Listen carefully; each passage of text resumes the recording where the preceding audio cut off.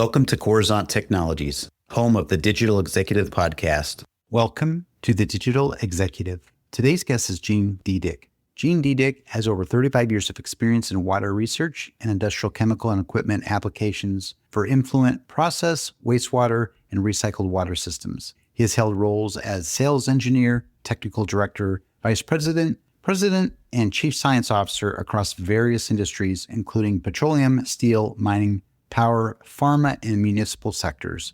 Gene has extensively studied water structure in both formal and informal settings. He is a co-holder of multiple U.S. patents and has secured international permissions under the Patent Cooperation Treaty. Well, good afternoon, Gene, and welcome to the show. Good afternoon, Brian. Thanks for having me here. Absolutely, my friend. I appreciate it and appreciate you making the time. Hailing out of Grand Junction area in Colorado. I appreciate it. I'm in Kansas City, so we're about an hour apart. But either way, you took the time to sit here on a podcast and have a conversation. So I appreciate that. Gene, let me jump into your first question. You've spent decades working in water and industrial chemical systems. What was the aha moment or technical insight that led to the idea of using restructured water hydrated electrons to permanently destroy PFAS rather than just capture or contain them? Good question. In the summer of 2023, we at H2 Plus were discussing studies that we were doing on desalinization of RO membrane performance improvement with some membrane experts at a large university in the United States. They were studying membrane enhancements for PFAS removal. And during that discussion, they asked what we could do, if anything, with PFAS. And to be very candid, Brian, I thought PFAS, what the heck is a PFA? I wouldn't have known what one was if it came up and bit me on the hindquarters. So I schooled up and we ran studies over the next 30 days, got a hold of some PFAs, did the bench studies, and we saw some very promising results in reduction, destruction. So we started working on the H2 Plus patent, the PFAS patent. And during that patent deep dive is when I had the aha moment that you asked me about. I read a 2004 article in my research from Berkeley News at Berkeley in California. And it stated in that article, when you add excess electrons to water, you create hydrated electrons. That's when I realized this is what we were doing. And the diamond bullet went through my brain and made the connection on why we were destroying PFAS in such short time frames. So that's it. Wow. Love the story. Really do. And the fact that you didn't know what PFAs were and you went out and researched it and just got after it. And 30 days later, you had some results there that you could really, get your arms around. So I really appreciate this story. That's awesome what you're doing to help mankind, help the world be a better place. So Gene, can you explain in accessible terms how hydrated electrons work in your system to break carbon-fluorine bonds so stubborn in PFAS? What are the key chemical, physical challenges, the stability, competing reactions, et cetera, in achieving high destruction rates?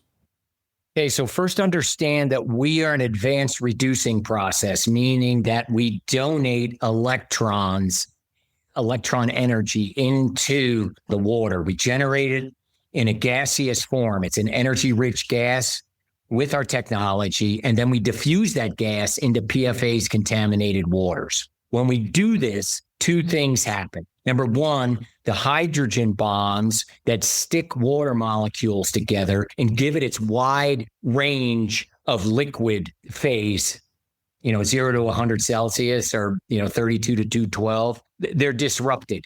They get looser. And that's essentially how we make the gas, right? But once we have this gas made, we put it into the contaminated solution. Then the hydrated electrons are then created in these bubbles at the liquid bubble interface. So the disruption of the hydrogen bonds between the water molecules inhibits the water molecules that want to normally pack around the hydrated electron that we generate in aqueous, in liquid. And to give you an analogy, that movie, The Incredibles, that guy running down the ramp with the blonde hair and all those black balls start sticking to him. I don't know if you remember. Anyhow, they become totally consumed, these hydrated electrons. So they have a very short life. So we have to overcome that challenge. Okay. But if we loosen up the hydrogen bonds between the water molecules, and they're not so active at trying to capture and surround these hydrated electrons, then they are available for a longer time to touch, come in contact with, and destroy PFAS.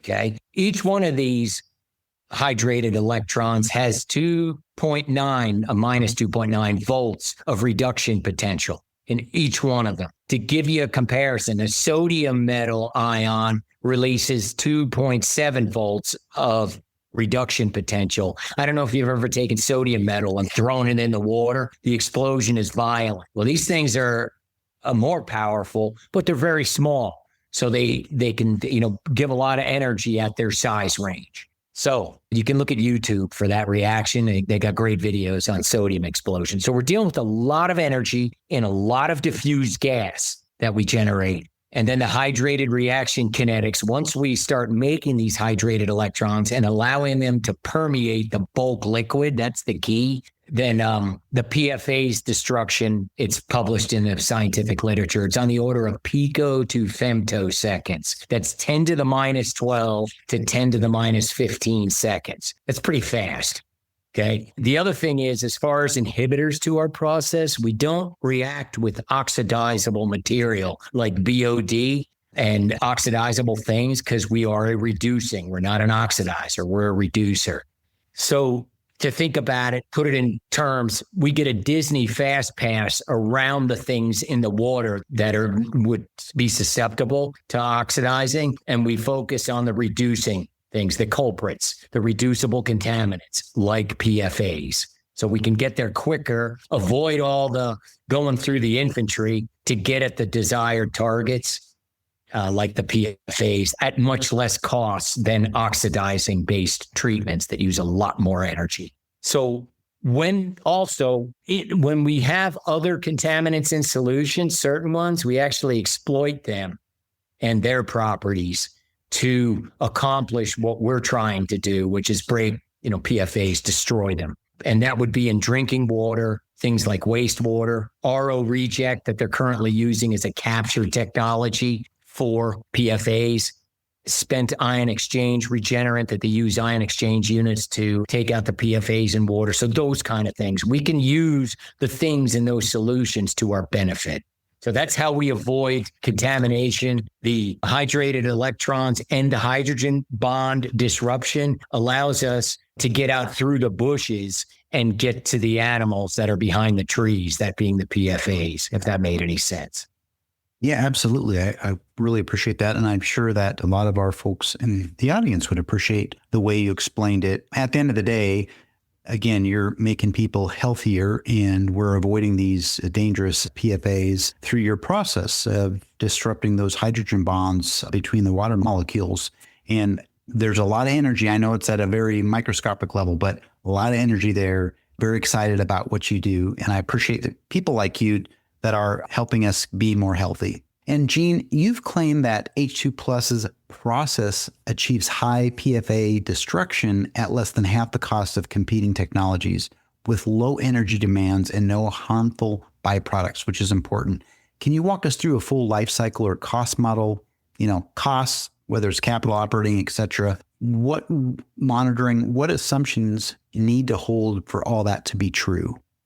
So the first thing is, as far as doing a full life cycle cost model analysis, on a voice, on a podcast, that's going to be difficult. I would ask that they contact us at our website, at our company website, or call me. It's all there. You can get a hold of us. But what I can tell you, Brian, is that it's a single step process. So it's a fraction of the capital and operational costs of other destruction methods and even capture methods that are presently used. We utilize 0.0167 kilowatts per gallon treated of contaminated liquid. That equivocates to about 0.2 cents per gallon at 13 cents per kilowatt hour, which is pretty much the national average, high and low. If it's a higher power cost per kilowatt, the cost goes up, but so does every other alternative for destruction and energy consumption.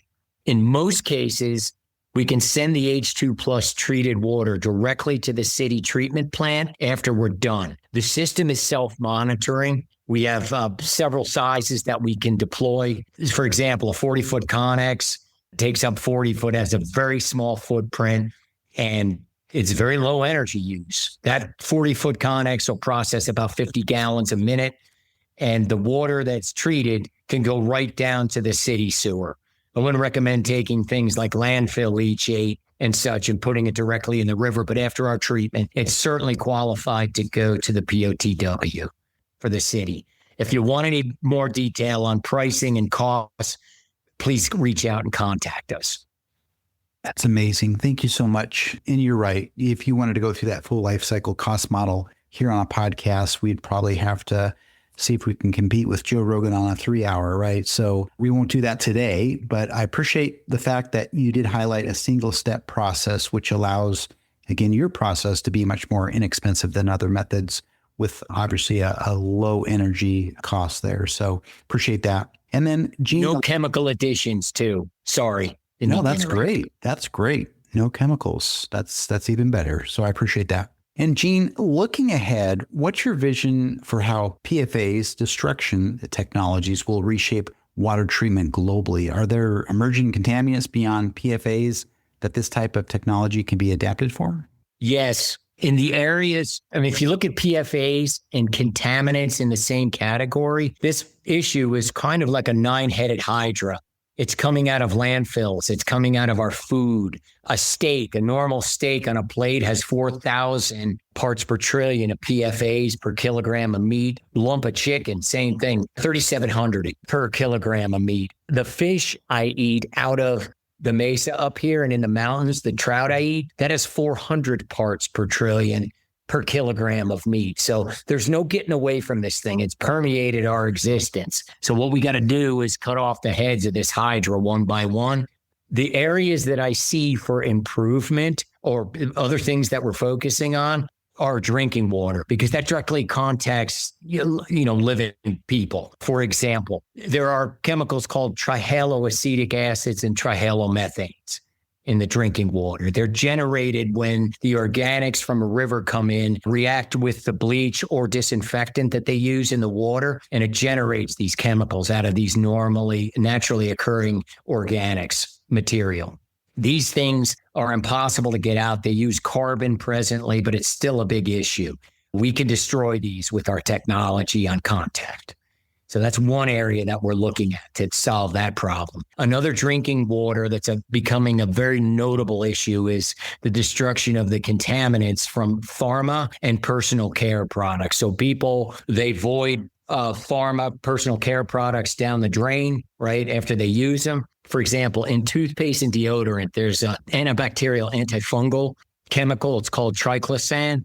And it's in toothpaste and deodorant. And these things are known endocrine hormone disruptors, and they cause problems. We can destroy them with our technology.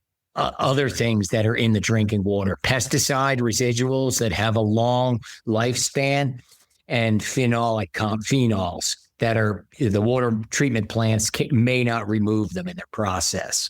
So what we can do there, we perform what's called chemically a nucleophilic attack on the carbon rings in these compounds. A process called ring cleavage happens. We break the rings, and then the compounds are easily destroyed with the amount of energy in this hydrated electron. I also wanted to say one more thing. You spoke about health, Brian. We have another vertical on the health side. We have an independent study on the drinking water that we manufacture, where we've documented through a third-party major university with the #1 guy in ATP, that's adenosine triphosphate. ATP, by the way, is basically the main currency, the energy currents in all living cells, plants and animals, and it's generated in the mitochondria. Don't want to go off on that issue, but anyhow, it's basically the money in the cells that we use for energy. So we have a documentation. We put our water versus 18 millicule water in the lab water they use, which is ultra pure. And we evaluated exoskeletal muscle tissue. We grabbed samples out of equine, out of horses, because you can't go cutting people up, obviously, without consequence. So we found in this study that we increased ATP by 25%. And then we took that study and parlayed it into a living thoroughbred horse study where we had horses running on giant Nordic tracks at another major university. And the same horses concluded a 6.5 increase in VO2 max. And the same horses ran 2 minutes, 19 seconds longer at the same speed than the horses drinking normal water. So these are the areas that we're going after because all these things impact people directly. And those are some of the things we're working on. This is huge. Absolutely. PFAS, contaminants that you spoke about is huge. Obviously, you had an example there just in the horses. That makes me wonder what the heck am I, intaking into my body. But I also read somewhere recently, you could correct me, but I think there's like 7 million of these different types of chemicals that are affecting us in the world. That's correct. And that's correct. Brian, we can't solve it all. But I mean, just think about it from either side. If we can solve a myriad of them and be part of the solution along with other technologies that, help with other things. And then as it affects people, if we can make people healthier, for example, if I give a normal person 25% more income, to stick with the money analogy and the cells and ATP, that person's either going to save that money, invest it, a cell, or if they're, not so smart, they're going to blow the lottery ticket on, wine and roses, whatever. End game is a cell doesn't have the power to think. It just does, right? So it's going to grab that ATP and it knows what it needs to do with this extra energy. So it will either heal or make more cells or make the cells processes go better faster. And that was displayed in the studies that we did with the horses on the cellular level and on the actual live performance level. So those are the things that we're trying to help. We're trying to help people. When I close my eyes, Brian, at the end of my life, whenever that is, at least I want to say, hey, I tried to help the people around me and future generations. Because, the water, we all have to drink it. And 4 days without water, you're dead. 4 days without food or without energy, you ride a bike. But the water thing is crucial because it causes all kinds of consequences very quickly. Wow, that's amazing. I appreciate that. And what I have the utmost respect for are people like you that I've spoken here on the podcast that truly, again, when they do their final resting of their eyes, know that they have made the world a better place. And I think that's awesome. So appreciate that. And I have a team that thinks like this. It's not just me. I'm nobody. Sure. It's my team that helped us get here so we could take the time to do these things. And many people before me, in previous lifetimes to generate the principles of science to get where we are today. So I figured, why not? The thing got laid on my lap for such a time as this. Let's finish well. Absolutely, my friend. I appreciate it. And again, it was such a pleasure having you on the show today, Gene. I look forward to speaking with you real soon. Thanks, Brian. Thanks for the opportunity. Bye for now.